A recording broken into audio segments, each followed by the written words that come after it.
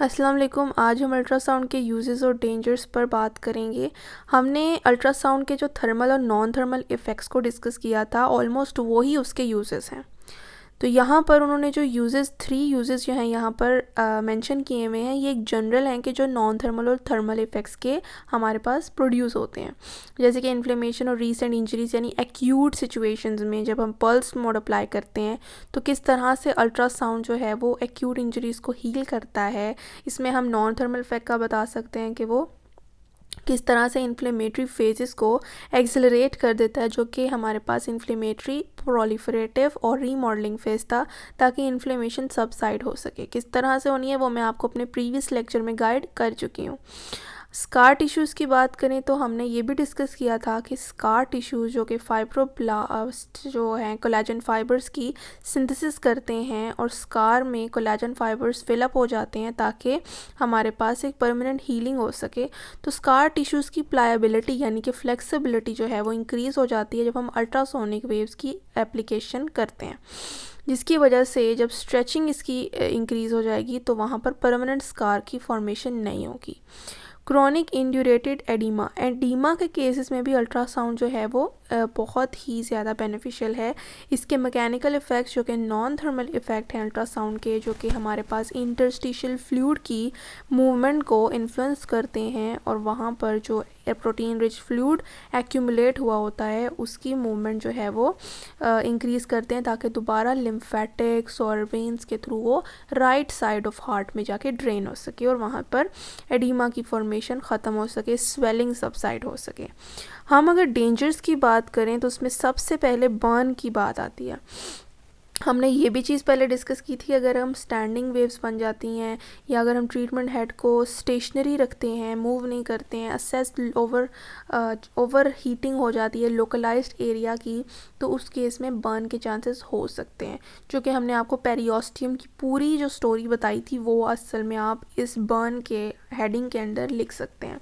और इसके लिए इसके जो एलिमिनेट करने के लिए इस डेंजर को हम क्या करते हैं, ट्रीटमेंट हेड को कॉन्टीन्यूसली मूव करते हैं, पल्स्ड मोड का इस्तेमाल करते हैं, कॉन्टीन्यूस मोड पे नहीं जाते जो कि कॉन्टीन्यूस हीट देता है, उसमें बर्न के चांसेस भी होते हैं। उन्हें सिर्फ हम क्रॉनिक सिचुएशंस में यूज़ करते हैं। और तीसरा कि हम बोनी प्रोमिनेंसेस से दूर रखते हैं, अवॉइड करते हैं कि हम बोनी प्रोमिनेंसेस पर मत इस्तेमाल करें।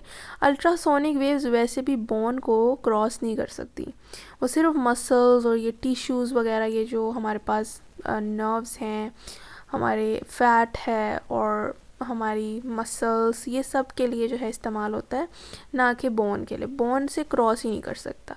अगर आप ऑस्टियोआर्थराइटिस के पेशेंट को देखें तो हम डायरेक्ट पटेला और नी जॉइंट के ऊपर अल्ट्रासाउंड के ट्रीटमेंट हेड को मूव नहीं करते, जबकि उसके सराउंडिंग एरियाज़ पे मूव कर रहे होते हैं, जहाँ से हमारी जो है वो ये एम होता है कि साउंड वेव्स हमारे जो भी वहाँ पर कार्टिलेज की डिस्ट्रक्शन हुई हुई है वहाँ तक जा सकें और इस एरिया पर इन्फ्लेमेशन को हील कर सकें।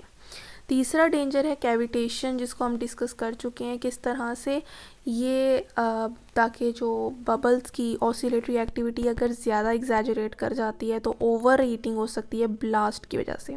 जब बबल्स एक्सप्लोड कर जाते हैं तो ओवर हीटिंग हो जाती है टिश्यू की, तो वहाँ पर लोकलाइज्ड बर्न हो सकता है अगर अनस्टेबल जो है वो कैविटेशन हो। ओवरडोजेस से भी एग्जैसरबेशन होती है सिम्टम्स की। और डैमेज टू इक्विपमेंट, यानी कि अगर ट्रीटमेंट हेड को हम एयर के अंदर हेल्ड करके रखते हैं, in contact with the tissues move नहीं करते, तो उस सिचुएशन में भी ट्रीटमेंट हेड पर जो इंसिडेंट रे होती है वो अब किसी टिश्यू के साथ जाके तो स्ट्राइक नहीं करती, वो वहाँ से रिफ्लेक्ट बैक करके ट्रीटमेंट हेड पे ही वापस आती है, जिसकी वजह से ट्रीटमेंट हेड पर स्टैंडिंग वेव्स बनती हैं जो कि क्रिस्टल को ख़राब कर सकती हैं। क्रिस्टल हमारे ट्रीटमेंट हेड में प्रेजेंट होता है, जो कि पीजो इलेक्ट्रिक इफेक्ट के थ्रू हमारे पास इलेक्ट्रिकल एनर्जी को मैकेनिकल यानी साउंड वेव्स में कन्वर्ट कर रहा होता है। इसे हम रिवर्स पीजो इलेक्ट्रिक इफेक्ट कहते हैं। इस बारे में भी मैंने प्रीवियस लेक्चर में वीडियोस बनाई हुई हैं, तो आप वहाँ से जाके चेक कर सकते हैं। उसके अलावा ट्रीटमेंट हेड को हम कभी भी मूव नहीं कर सकते किसी भी कॉन्टैक्ट एरिया पे जब तक हमारे पास ट्रांसमिटिंग मीडियम ना हो।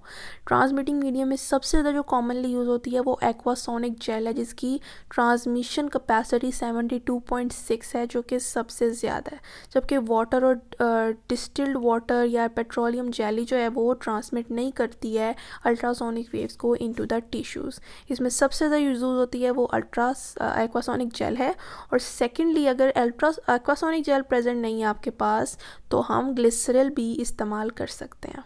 सो that's all about dangers and uses of ultrasound. I hope आपको आज का लेक्चर भी समझ आया होगा।